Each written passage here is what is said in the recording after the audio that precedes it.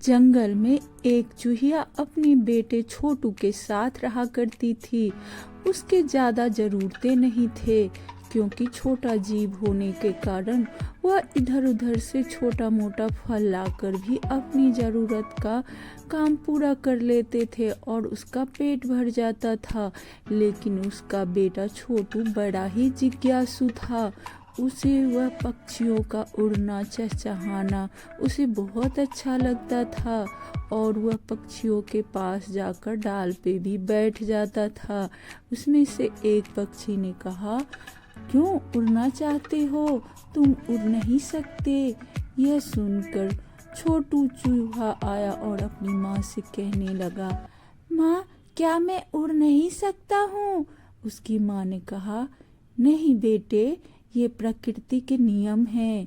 सब अपने अलग गुणों को पाकर भगवान के पास से आया है, तो हमारे पास ये गुण नहीं है कि हम उड़ सकते हैं। अरे माँ, आपको कुछ नहीं पता। मैं एक दिन जरूर उड़ान भरूंगा और आप देख लेना। उसकी माँ हंसने लगी और कहने लगी, हाँ ठीक है मेरे बच्चे।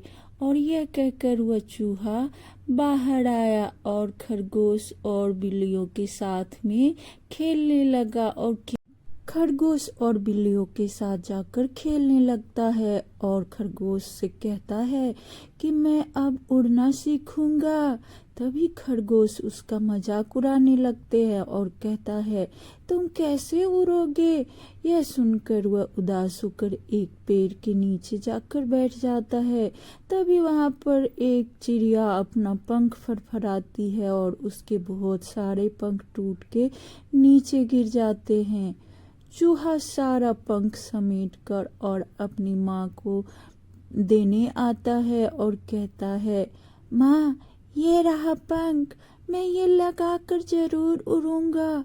उसकी माँ हंसने लगती है और कहती है, अरे बेटा, ये लगाकर तुम कैसे उड़ोगे? तुम गिर जाओगे, ऐसा मत करना। उसकी माँ उसकी ये बातें सुनकर बहुत परेशान हो गई थी। तभी वह छोटू चूहा बाहर आया और एक पेड़ के डाल पर चढ़ गया और वह पंख हाथ में लेकर नीचे कूद पड़ा। लेकिन उसका टांग टूट गया और उसकी माँ तभी वहां पर आई और अपने बेटे को उठाकर घर ले आई। बहुत दिनों तक छोटू चूहे का पैर टूटा रहा और वह बहुत दिनों तक आराम करता रहा। ठीक अब धीरे धीरे छोटू चूहा एकदम ठीक हो गया और फिर से वह घूमने लगा। तभी उसके पास एक कबूतर उड़ता हुआ आया और कहने लगा, कैसे हो छोटू चूहे? छोटू चूहा ने कहा, अब मैं बिल्कुल ठीक हूँ कबूतर चाचा। अब तुम्हारा उड़ने का भूत समाप्त हुआ कि नहीं? सच बोलूं तो अभी तक तो नहीं खत्म हुआ, लेकिन मैं अपनी माँ की वजह से नहीं उड़ता हूँ, क्योंकि मेरी माँ चिंतित हो जाती है।